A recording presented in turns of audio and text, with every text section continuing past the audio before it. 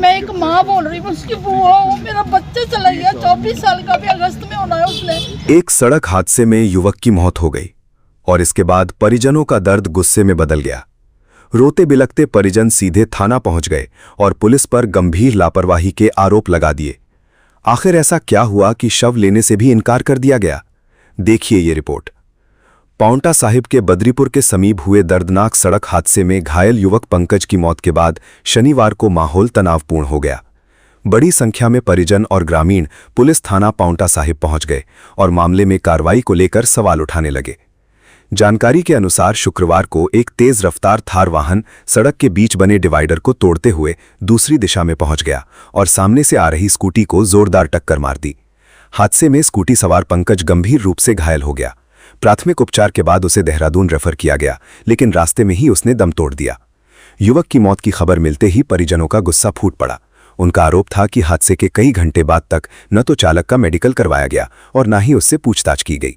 माँ बोल रही हूँ, उसकी बुआ हूँ। मेरा बच्चा चला गया, 24 साल का, भी अगस्त में होना है उसने। गरीब माँ बाप खेती बाड़ी करके अपने बच्चों को पाल के पढ़ा के कमाने भेजते हैं। हमारे बच्चे की कोई गलती नहीं थी। मैं बार बार यही बोलूँगी, प्लीज़ मेरे बच्चों को इंसाफ मिले, उन माँ बाप को इंसाफ मिले।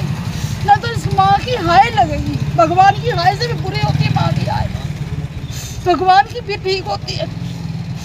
अगर मेरे बच्चे को इंसाफ नहीं मिला ना, बहुत बड़ी हाय लगेगी। मेरा बच्चा बहुत होनहार बच्चा था।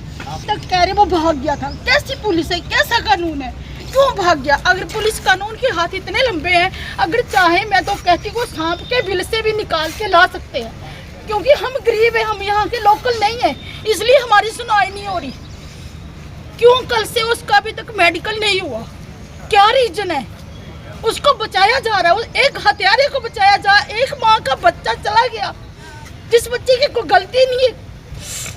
उस माँ को हम क्या जवाब देंगे? अभी तक कह रहे हॉस्पिटल में आ जाएगा, होश में अभी बात करवाते। प्लीज विनती है मेरी मीडिया के द्वारा, इस बच्चे को इंसाफ दे देना। परिजनों ने साफ कहा कि जब तक आरोपी चालक का मेडिकल नहीं करवाया जाता और उसके खिलाफ नियमानुसार कार्रवाई नहीं होती, तब तक वे शव अपने साथ नहीं ले जाएंगे। इस दौरान थाना परिसर के बाहर करीब 2 घंटे तक विरोध प्रदर्शन चलता रहा। हालांकि बाद में पुलिस द्वारा चालक का मेडिकल करवाने की प्रक्रिया शुरू की गई और कार्रवाई का आश्वासन दिया गया, जिसके बाद परिजन शांत हुए और अंतिम संस्कार की प्रक्रिया के लिए रवाना हुए। उधर एसपी सिरमौर NS नेगी ने बताया कि पुलिस ने हादसे के तुरंत बाद वाहन को कब्जे में ले लिया था। चालक का मेडिकल करवाया गया है और उसका खून का नमूना भी जांच के लिए भेजा गया है। यदि जांच में किसी प्रकार के नशीले पदार्थ के सेवन की पुष्टि होती है तो उसी आधार पर कड़ी कानूनी कार्रवाई की जाएगी। फिलहाल पूरे क्षेत्र की नजर इस मामले की जांच पर टिकी हुई है और परिजन दोषी के खिलाफ सख्त कार्रवाई की मांग कर रहे हैं। सिरमौर की आवाज, जिला सिरमौर की डिजिटल पहचान।